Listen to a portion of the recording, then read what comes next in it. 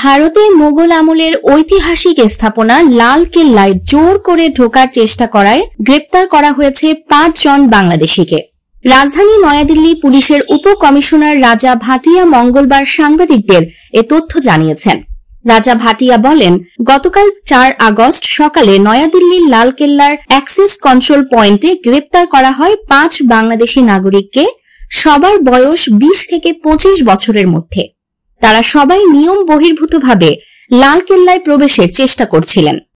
রাজা ভাটিয়া জানান, গ্রেপ্তার বাংলাদেশিদের কাছ থেকে লালকেল্লায় প্রবেশের জন্য প্রয়োজনীয় বৈধ কোনো নথি পাওয়া যায়নি।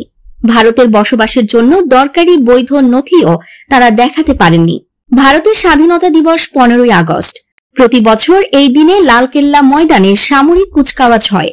এই কুচকাওয়াজের প্রস্তুতির জন্য প্রতি বছরই ১৫ জুলাই থেকে ১৫ই আগস্ট পর্যন্ত লালকেল্লায় সর্বসাধারণের প্রবেশ বন্ধ থাকে। তারা দাবি করেছেন যে জনসাধারণের জন্য লালকেল্লা বন্ধ থাকার ব্যাপারটি তারা জানতেন না। আরও বলেছেন যে ৪ থেকে ৫ মাস আগে তারা ভারতে প্রবেশ করেছিলেন এবং নয়াদিল্লিতে শ্রমিকের কাজ করতেন। এদিকে আসন্ন স্বাধীনতা দিবসের আগে কড়া নিরাপত্তার মধ্যেই এ ঘটনা ঘটায় বিভিন্ন গুঞ্জন ছড়াচ্ছে। অনেকে বলছেন এই বাংলাদেশিরা নাশকতা করার জন্য লালকেল্লায় প্রবেশ করতে চেয়েছিলেন। তবে এসব গুঞ্জনের কোনো ভিত্তি নেই উল্লেখ করে রাজা ভাটিয়া বলেন, তাদের কাছ থেকে মেয়াদ উত্তীর্ণ বাংলাদেশি নথিপত্র ব্যতীত আর কোনো সন্দেহজনক জিনিস উদ্ধার হয়নি।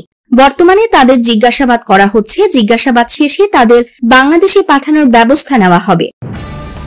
নিউজ ডেস্ক, দৈনিক অন্যধারা।